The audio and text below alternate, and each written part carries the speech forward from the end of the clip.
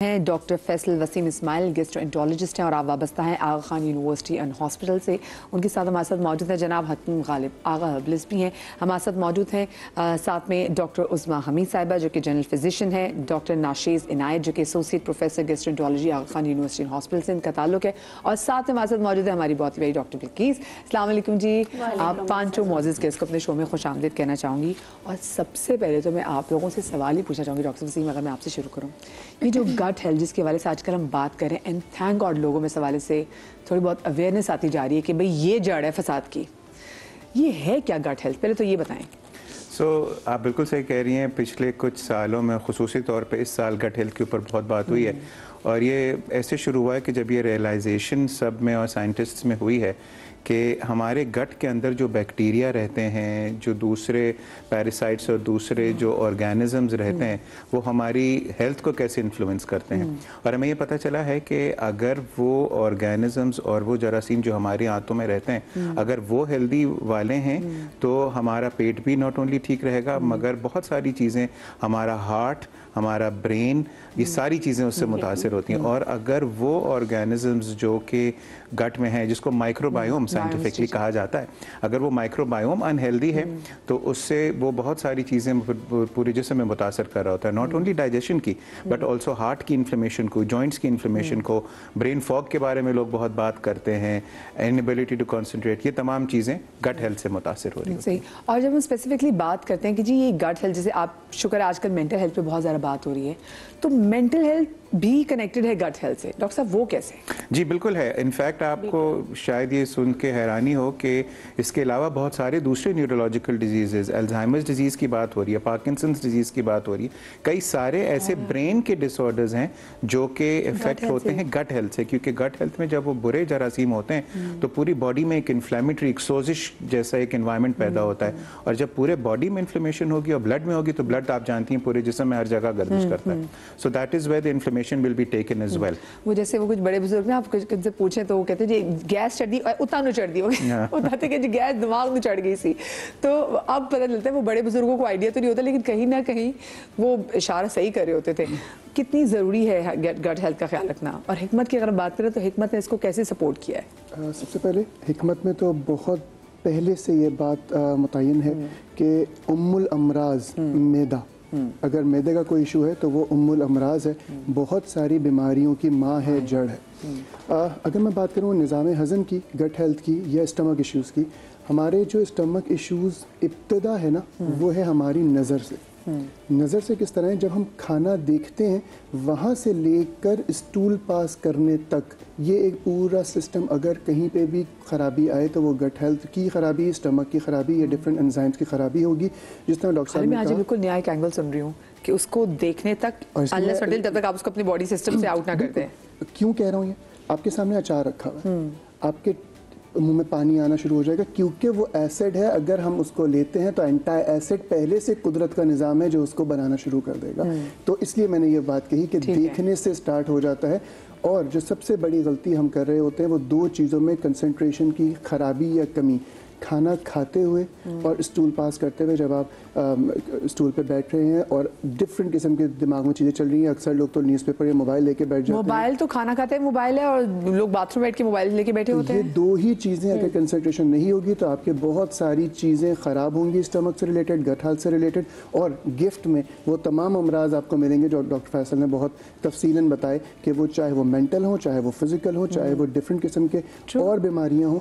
और तभी रसूलुल्लाह सल्लल्लाहु अलैहि वसल्लम ने भी खाने पे बहुत ज़्यादा तवज्जो भी दी है, उसके आदाब भी बताए हैं। और सबसे अच्छा आदाब जो कि आज साइंटिफिकली प्रूव्ड हो चुका है वो ये कि खाना यहाँ तक नहीं खाएं, खाने के 3 हिस्से करें, एक हिस्सा खाना, एक हिस्सा पानी, एक हिस्सा खाली।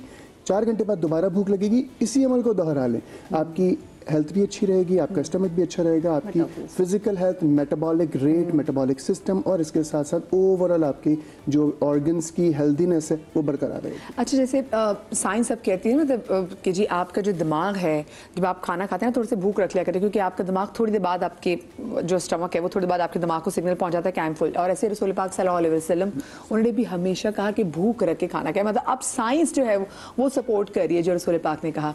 सो डॉक्टर साहब ये कितना ज़रूरी है, क्योंकि कि देखें हम एक तो सर्दियों में, और सर्दियों में तो खाया भी बहुत ज़्यादा जाता है।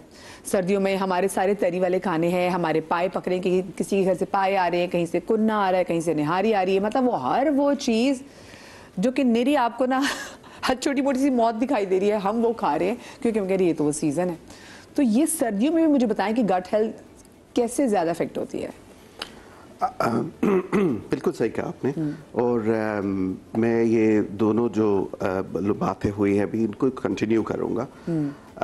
सर्दियों में इंडल्जेंट फूड हम ज़्यादा खाते, पानी हम कम पीते, फेस्टिव पीरियड भी है, शादी का सीज़न भी है, जी जी बिल्कुल, हलवे वगैरह भी वो तो सवाब मिलता है ना, हम तो ऐसे खाते हैं डॉक्टर साहब। सो इन तमाम चीज़ों की वजह से गट की स्पीड स्लो डाउन हो जाती है। कॉम्प्लेक्स मैकेनिज्म्स है। और मैं उस बात से भी बिल्कुल 100% एग्री करता हूँ कि ये कोई नई डिस्कवरी नहीं है। पुरानी नॉलेज जो मौजूद थी उसकी नई एक्सप्लेनेशंस है। यू नो, अंग्रेजी में तो जैसे एक फिक्रा है लिटिल एंड ऑफ्टन खाए, तो कम खाए और बार बार खा लें, वो बेहतर है, राइट? उसी की एक्सटेंशन है जो हम और बात कर रहे हैं। 6 मील्स एक डाइट भी आई थी डॉक्टर साहब, जिससे था कि अगर आपने वेट कम करना है तो बड़ी इफेक्टिव डाइट थी जी, वो 6 छोटे छोटे पोर्शंस में खाना। हाँ बिल्कुल।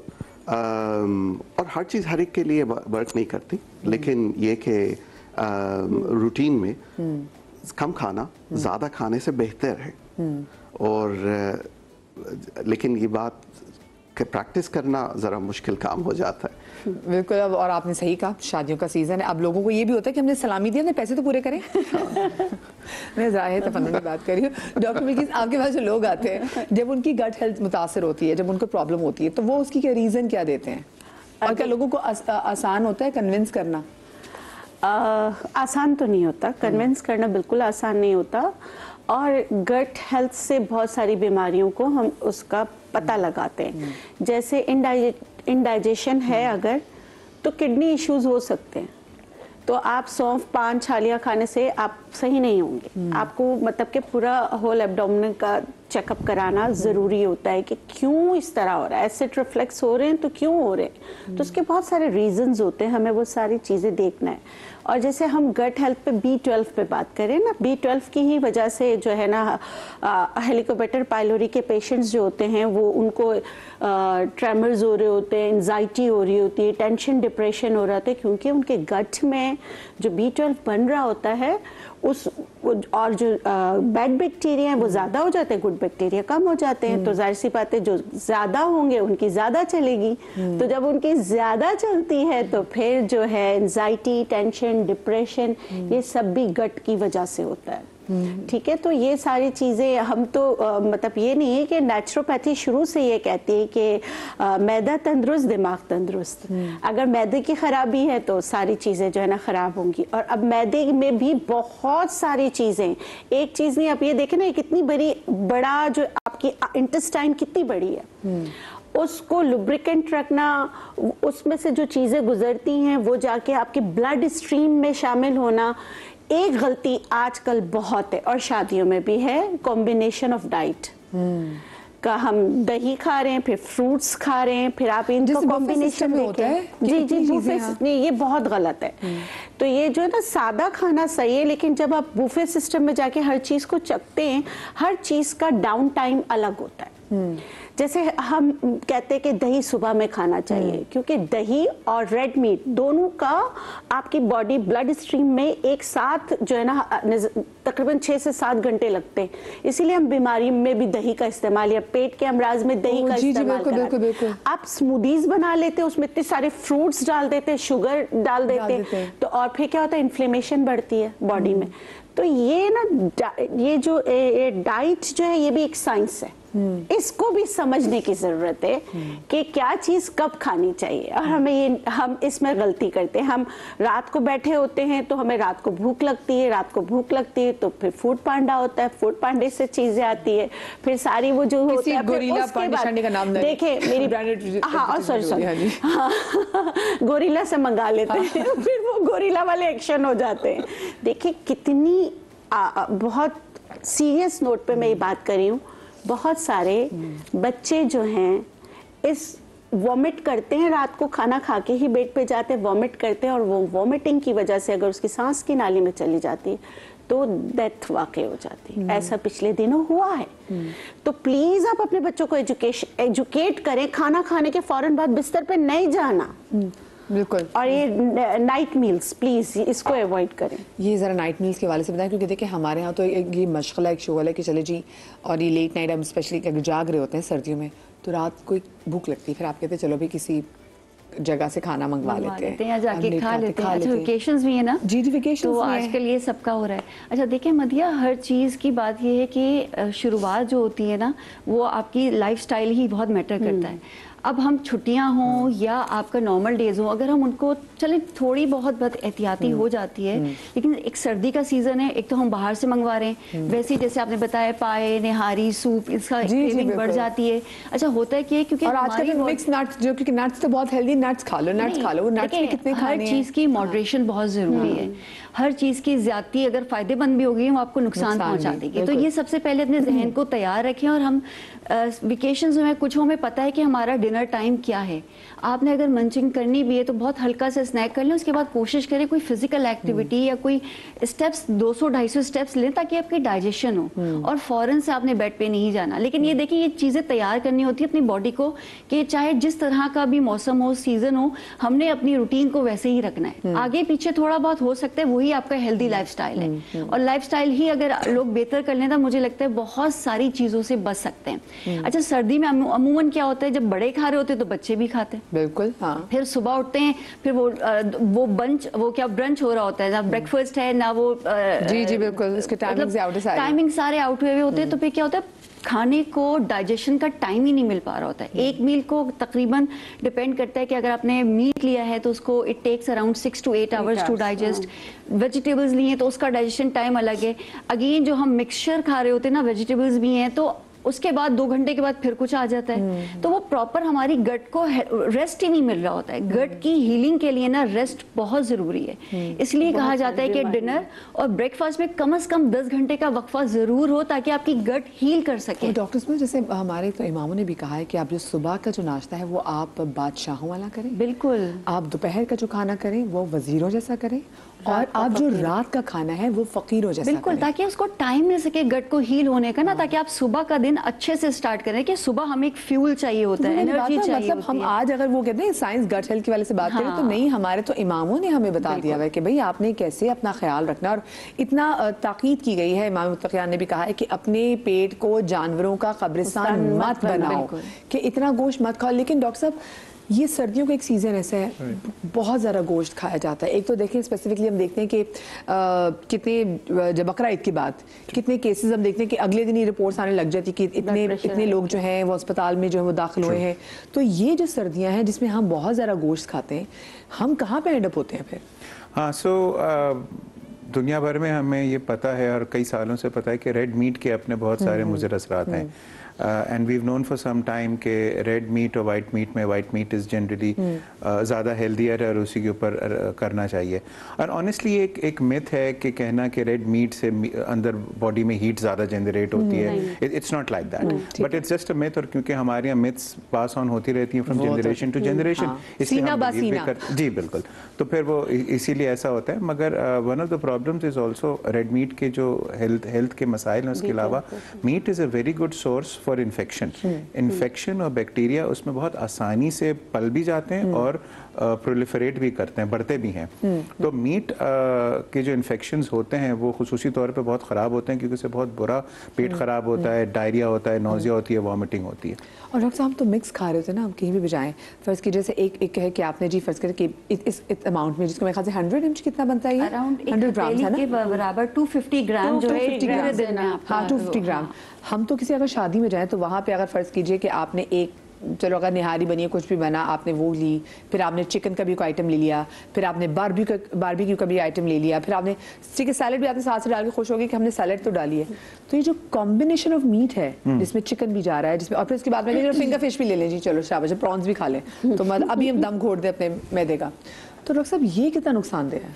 सो आई थिंक जैसे डॉक्टर साहिबा ने भी कहा, I think the combination of food is a problem. मगर एलोपैथिकली अगर मैं बात करूँ, more than that it is the quantity of the food जो एक साथ खाया जा रहा होता है and the over eating, that medically produces a bigger problem. ज़्यादा प्रॉब्लम इस चीज़ से होता है मेडिकली अगर मैं बात करूं कि हम कितना ज़्यादा खा लेते हैं, क्योंकि जैसे डॉक्टर साहबा ने भी कहा कि वो बुफे होता है, आप सारी चीज़ें देखते हैं, सारी चीज़ें चखते हैं, पैसे पूरे करने होते हैं and before you know it आपकी पूरी प्लेट भर चुकी होती है और आप सब खा चुके होते हैं। सही। अच्छा, आजकल आपके पास कितने गेस्टों की केसेस आ रही हैं, बताएं। मेरे ख्याल से अगर देखा जाए तो हिकमत में भी और ओवरऑल भी मेरे ख्याल से 40% जो पेशेंट्स होते हैं, जो जर्नल आ रहे होते हैं, रेगुलर बेसिस पे आते हैं, कहीं ना कहीं स्टमक इश्यूज उनके साथ लाजमी होते हैं, जो कि डिफरेंट बीमारियों की वजह बन रहे होते हैं। हिकमत में हमारे यहाँ कम से कम वाले साहब ने ये सिखाया कि कभी भी दुनिया में कोई दवा देनी हो, चाहे वो जिगर की हो, चाहे वो स्टमक के लिए हो, चाहे वो किसी और इशू के लिए हो, बोन्स के लिए हो, हज़म के निज़ाम की दवा उसमें लाजमी शामिल होती है उनके प्रिस्क्रिप्शन में। उसका रीज़न ये है कि उनका निज़ाम हज़म ठीक होगा तो चीज़ें उनकी बेहतर होना शुरू होंगी। बहुत सारे ऐसे पेशेंट्स हैं जो आते हैं बहुत सारी डिफरेंट बीमारियों से, बहुत सारे और इश्यूज़ की वजह से, लेकिन अगर उनको माइनर कॉन्स्टिपेशन जो हो रही होती है वो उसको टैकल नहीं कर रहे होते, और जब कॉन्स्टिपेशन रिलीज हो जाती है बहुत सारी चीज़ें खुद ब खुद रेगुलेट होना शुरू हो जाती हैं, वो ठीक हो जाते हैं। मैं बार बार कॉन्स्टिपेशन पर आ रहा हूँ, शुरू में मैंने कहा, बट कॉन्स्टिपेशन और स्टमक हेल्थ, गट हेल्थ ये एक बहुत बड़ा रीज़न है हमारी बहुत सारी बीमारियों का। तो ये तमाम चीज़ें, एक माजरत के साथ डॉक्टर साहब से थोड़ा सा इख्तलाफ करूंगा मैं बकरे के गोश्त पे। हमने बहुत, शायद आज की तारीख की अगर बात करूं तो हम क्योंकि बहुत ज़्यादा केमिकलाइज दुनिया में चले गए, मैं पहले भी बात कर चुका हूं, प्रेशर वाला गोश्त है आपके पास बकरे का 100 किस्म की, ऑब्वियसली। लेकिन आज भी क्योंकि सुन्नत रसूल है बकरा और भेड़ या ऊँट का गोश्त खाना, गाय वहाँ नहीं है, वहाँ मुर्गी नहीं है, वहाँ मछली का इस्तेमाल बहुत कम है। ऑब्वियसली ये सारी चीज़ें बेनिफिशियल हैं, बट मैं उसके ले रहा हूँ क्योंकि वो एक बेहतरीन मजमुआ है जो हमारे तर्ज ज़िंदगी गुजारने के लिए एक बेहतरीन सोर्स बन सकती है, रसूलुल्लाह सल्लल्लाहु अलैहि वसल्लम की ज़िंदगी।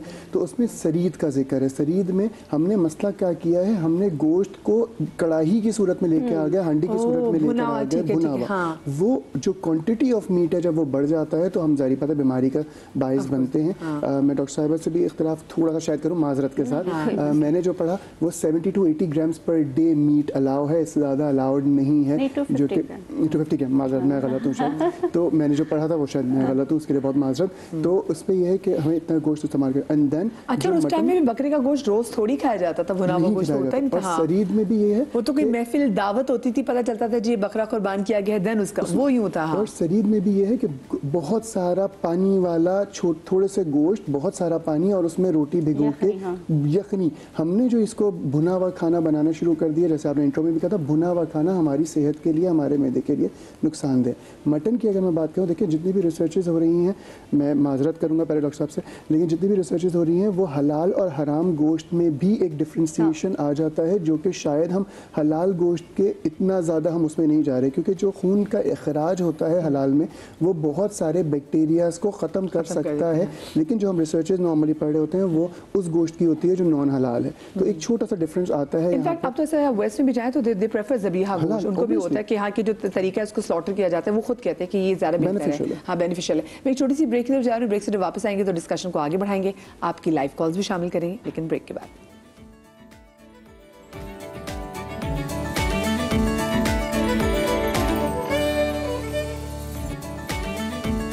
जी जनाब, welcome back after the break.